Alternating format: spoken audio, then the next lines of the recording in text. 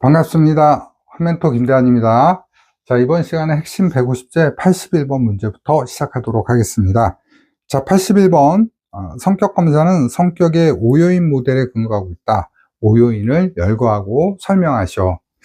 자, 이 문제 같은 경우에는 우리 고용노동부 직업선호도 검사의 성격 검사를 물어보는 거죠. 그래서 이 성격 검사는 빅5 검사라고도 해요. 빅5 검사. 그래서 큰 5가지 요인을 가지고 인간의 성격을 분석한다는 거예요. 자, 그래서 정리해보면 우리 정성호 외경이라고 할 수 있어요. 정성호 외경. 정성호는 외경스럽네. 우리 성호가 외경스러워. 이렇게 암기하시면 좋겠습니다. 자, 첫 번째가요. 정서적 불안전성이에요. 정서적 불안전성. 이거 안정성이라고 쓰셔도 괜찮습니다. 근데 이제 고용노동부에서는 정서적 불안정성이라고 하니까 가능하면 불안정성으로 써주는 게 좋아요. 자, 그 다음에 얘는 성실성이에요. 성실성. 그 다음에 얘는 호감성. 그 다음에 외향성. 그 다음에 경험에 대한 개방성. 이렇게 정리하시면 되겠고요.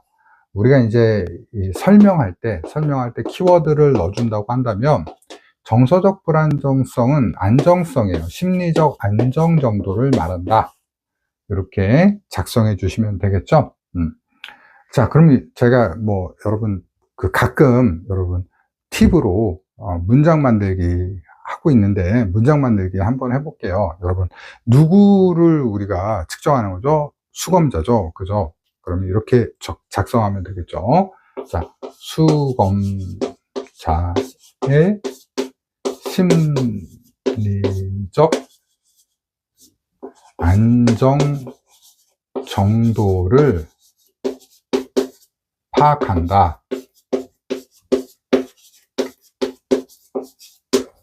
벌써 상당히 훌륭한 답변이 되지 않습니까? 물론 모범답안하고 보게 되면 이렇게 돼요. 모범답안은요, 정서적으로 얼마나 안정되어 있는지를 측정함. 그래서 파악한다, 여기 측정한다, 이렇게 해도 되겠죠? 그죠? 그러니까 여러분들 문장 자체를 외우지 말고요, 그냥 안정만 기억하시면 돼요. 안정, 무슨 안정이지? 심리적 안정. 그래서 이렇게 문장을 만드셔야 돼요. 이런 걸 자꾸 연습하셔야 됩니다.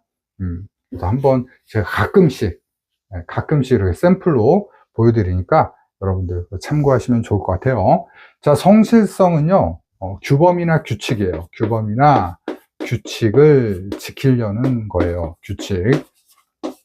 그 다음에 호감성은요, 다른 사람과 조화를 이루려는 어떤 성격을 말해요. 그러니까 그 갈등을 만들어내지 않고 잘 좋아하려고 하는 성향을 말한다. 외향성은요, 다른 사람의 관심을 우리 끌고자 하는 정도예요. 우리 관종이라는 얘기 있잖아요. 이게 이제 외향성이라고 보시면 돼요. 쟤 관종이네. 그 다음에 경험에 대한 개방성은요, 호기심이에요. 호기심. 그 다음에 다양한 경험의 추구, 이런 것들을 말합니다. 보통 경험에 대한 개방성이 많은 사람들이 이제 예능이나 예술 계통에 좀 많죠. 그렇게 참고하시면 되겠습니다. 그래서 문장을 꼭 만들어 보셔야 돼요. 여러분들 공부는 머리로 하는 게 아니라 손으로 하는 겁니다. 계속 쓰셔야 돼요. 자, 82번 갑니다. 82번. 일반 직업 적성 검사 GATB의 내용을 3가지 쓰고 설명하셔. GATB 문제입니다. TB 문제예요. 적성 검사. JTB 문제예요. 자, 얘는요, 이렇게 정리해 볼게요. 수지, 공사, 언형, 운손손. 언형, 운손손. 언형, 운손손. 첫 번째, 수리. 그 다음에 지능, 공간, 사무, 언어, 형태, 운동 반응, 손재치, 손가락 재치예요. 손가락 재치. 그래서 3개 설명하라고 되어 있는데요. 뭐 여러분들 편한 걸로 이제 써주시면 됩니다. 가장 이제 편한 거 얘기하면 수리 같은 경우에 계산 능력이죠. 계산 능력을 말한다. 계산 능력. 하지만 이제 숫자를 세는 거는 포함하지 않습니다. 그 다음에 이제 지능. 지능 같은 경우는 학습이나 이해 능력을 말하죠. 학습, 그리고 이해 능력. 그 다음에 공간은 우리 평면과 입체를 얘기하죠. 평면과 입체. 이걸 인식하는 정도라고 쓰시면 돼요. 그 다음에 이제 사무지각, 이런 것들은 좀 형태하고 헷갈릴 수 있기 때문에 이런 것들은 좀 빼버리고요. 언어 같은 게 편하겠죠. 그죠? 말하고 또 그것을 사용하는 능력이겠죠. 그죠? 그래서 언어의 뜻과 뜻을 이해하고 또 이걸 문자로 표현하는 능력, 문자로 사용하는 능력, 이렇게 써주시면 될 것 같아요. 참고적으로 손재치, 손가락 재치도 뭐 그렇게 어렵지 않습니다. 손재치 같은 경우에는 환치하고 회전이 있어요. 회전. 누구 생각하면 되냐면, 여러분 그 소방차라는 옛날 그룹 사운드가 있었어요. 그 아이돌 원조격이거든요. 그래서 이 어젯밤에 라는 노래가 있는데, 마이크를 이렇게 왔다 갔다 하는 게 환치예요. 그다음에 마지막에 이렇게 딱 하거든요. 딱 하면서 끝내거든요. 빰빰빰 하면서 딱 하는 거, 이게 회전입니다. 회전. 이렇게 마이크를 돌리는 거. 그 다음에 손가락은 우리 여러분 조립분해 생각하시면 돼요. 그러니까 조립, 분해. 조립하고 손가락으로 분해하고, 조립하고 분해하고, 이렇게 보시면 됩니다. 그래서 오히려 저는 이제 이런 문제는 딱 이렇게 동작성 검사 딱 2개 딱 내면은 좋을 것 같아요. 저한테 배우신 분들은 다 맞출 거 아니에요. 그죠? 자, 그 정도 정리하시면 되겠습니다. 나머지는 모범 답안 참고해 주시면 좋겠어요. 83번 갑니다. 83번. 자, 스트롱 직업 흥미 검사의 척도 3가지를 쓰고 설명하셔. 자, 스트롱 검사예요. 스트롱 검사는 홀랜드 검사를 스트롱 방식으로 해석한 검사다. 그러니까 홀랜드의 원리를 가져와서 만든 검사다라고 생각하시면 돼요. 그래서 3가지 하위 척도. 스트롱 강해 보이죠? 그죠? 스트롱 강하니까 뭐예요? 지치지 않고 일을 합니다. 그래서 스트롱 아저씨는 일만 하는 일기계. 참고적으로 이거 안 했네요. 그죠? 요것도 이제 제가 암기 하는 거 좀 도와드리고 이거 할게요.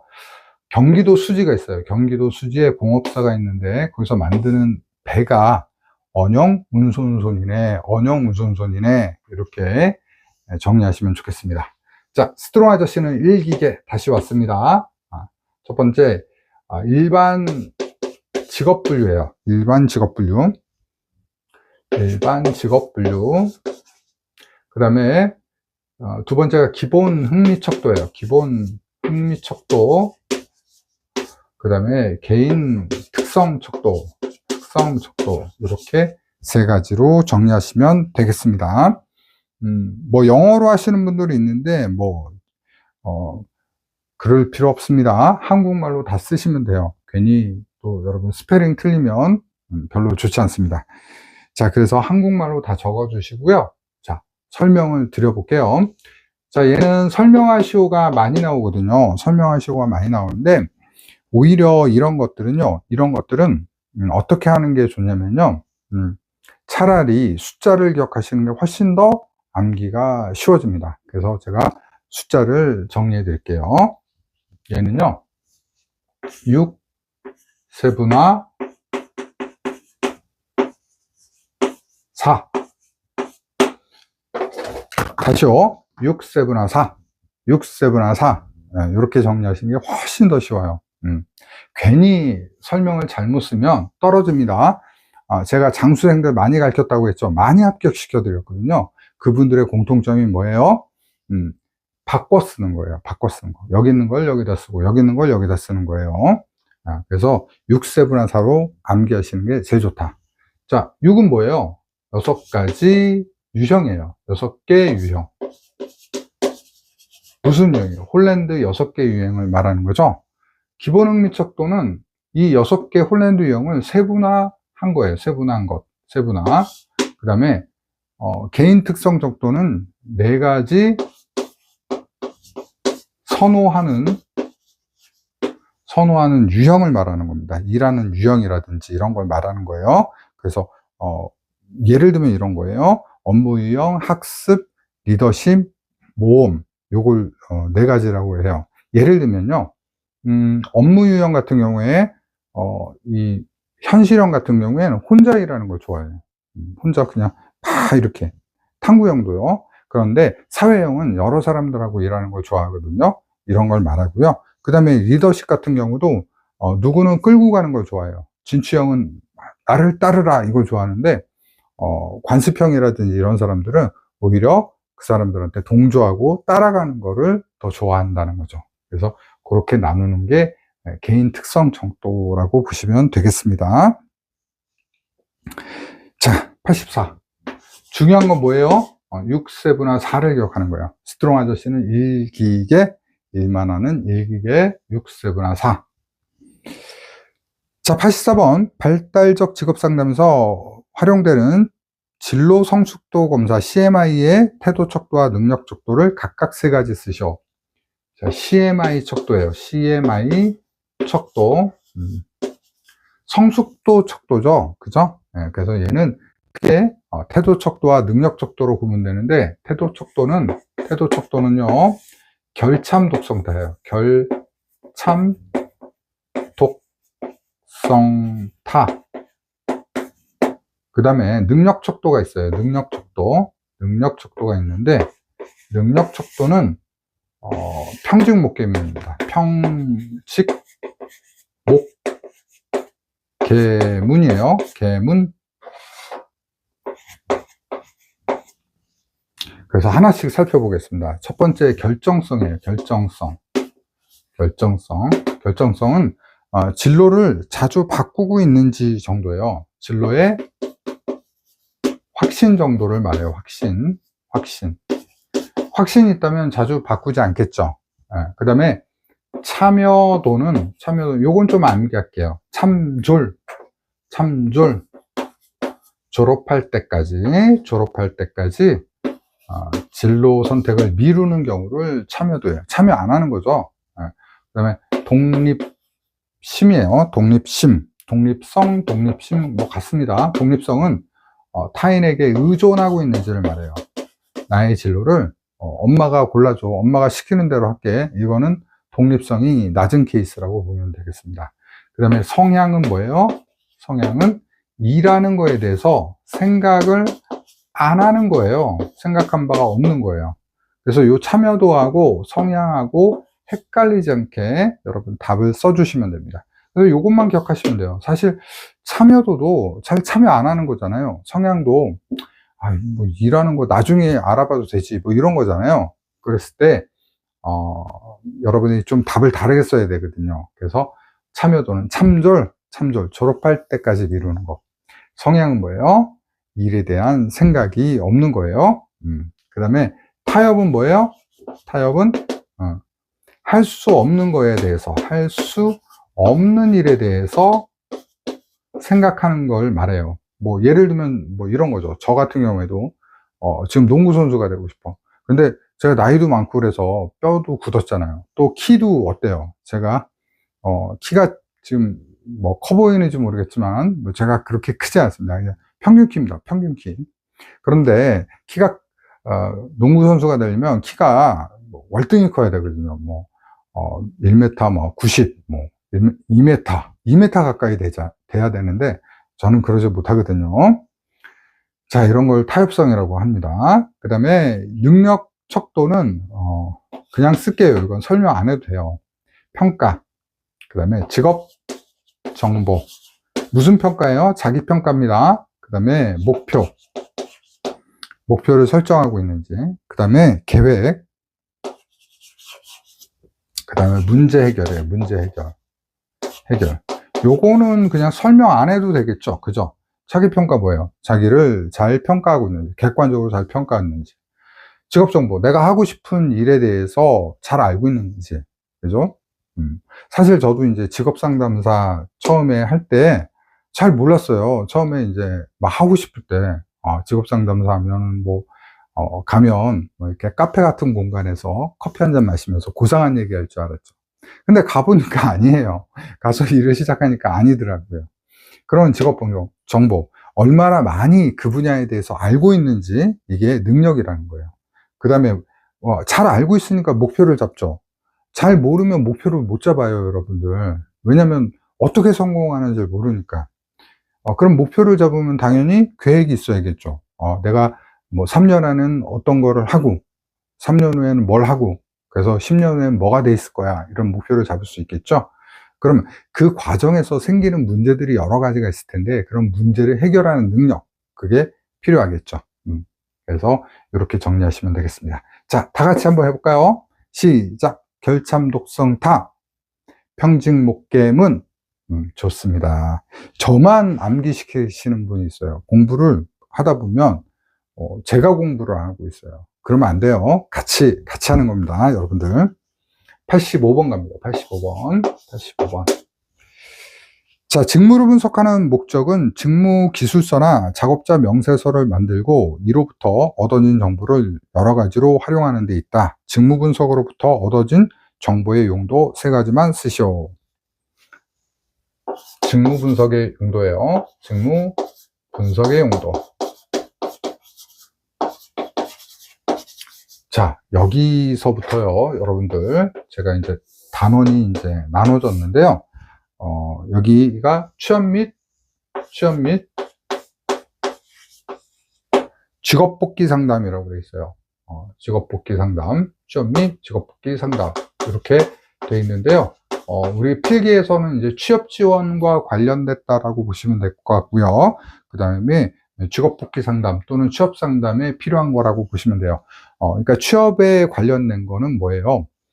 결국에 직무 분석의 용도하고 연관이 되어 있거든요. 그래서 충분히 나올 수 있습니다. 그래서 뭐 다시 말씀드리지만, 제가 핵심 105제를 개발했는데 25년도판은 새로 뭐라고 해야 되죠? 출제 기준 바뀐 거에 반영해서 개발했다는 거 여러분 참고해 주시면 좋을 것 같습니다. 그래서 기존의 내용들을 이렇게 새로 분류한 거다라고 보시면 됩니다. 자, 일단 직무 분석의 용도 쓰시오 나왔는데요. 이건 먼저 이것부터 기억하셔야 돼요. 뭘 기억하셔야 되냐면, 얘는요, 이거예요. 직무 분석의 용도를 한마디로 줄이면 뭐예요? 인사관리다. 요걸 먼저 이해를 하셔야 돼요. 인사관리다. 인사관리. 자, 인사관리가 뭐예요? 인사관리에 여러 가지가, 그렇죠. 채용이라든지 모집이라든지 이런 게 있는 거겠죠. 그죠? 그래서 취업과 연관된 것이다 해서 제가 분류를 했습니다. 자, 그러면 이 직무 분석의 용도는 인사팀에서 해요. 인사팀에서 주로 이제 많이 활용한다는 거예요. 인사 관리를 하기 위해서. 그러면 제가 이제부터 인사팀 업무를 쭉 나열해 볼게요. 자, 처음에 뭐예요? 모집하죠. 그 다음에 선발해요. 선발. 그 다음에요, 배치해요. 그리고 교육해요. 그 다음에 배치 교육한 다음에요, 평가하고 승진시킵니다. 승진. 자, 이런 것들을 우리가 경력개발이라고 하고요. 경력개발이라고 하고요. 이걸 가지고 우리는 직무 재설계, 그 다음에 안전관리, 정원관리랍니다. 정원관리예요. 그 꽃밭의 정원, 가든이 아니라 인원수 관리래요. 요번엔 여기 개발팀에 5명 뽑아야겠네. 요번에는 우리 상담부서에 10명 뽑아야겠네. 이런 정원관리가 되는 거죠. 그 다음에 이제 위험한 부분은 안전관리를 하겠고요. 그 다음에 직무 재설계도 하겠죠. 그리고 이런 것들이 경력개발하고 연결되고요. 배치교육, 모집 선발 이렇게 되죠. 즉 이게 인사팀 모든 업무예요. 그게 취업하고 관련이 돼 있죠. 그죠? 네, 그래서 이렇게 정리하시면 되겠습니다. 그래서 여러분들 여기 있는 것들을 만약에 지금 세 가지 쓰라고 했죠. 세 가지 쓰라고 하면 이걸 묶어서 써주면 돼요. 이렇게 묶어서 써주면 돼요. 그럼 아주 훌륭한 답이 되고요. 자, 6가지 쓰시오. 그러면 어떻게 되면 돼요? 나눠서 쓰면 되겠죠. 이렇게. 그러면 이렇게. 뭐, 이런 식으로. 이렇게. 하나, 둘, 셋, 넷. 뭐, 요거 묶는다고 할게요. 하나, 둘, 셋, 넷, 다섯, 여섯, 7개. 7개도 쓸 수 있겠네요. 그죠? 그러니까 시험은 요령이에요. 요령. 그러면 제가 한번 하나만 써볼까요? 자, 이렇게 정리해 볼게요. 자, 모집 선발, 그죠? 기업의 모집과 선발에 활용할 수 있다.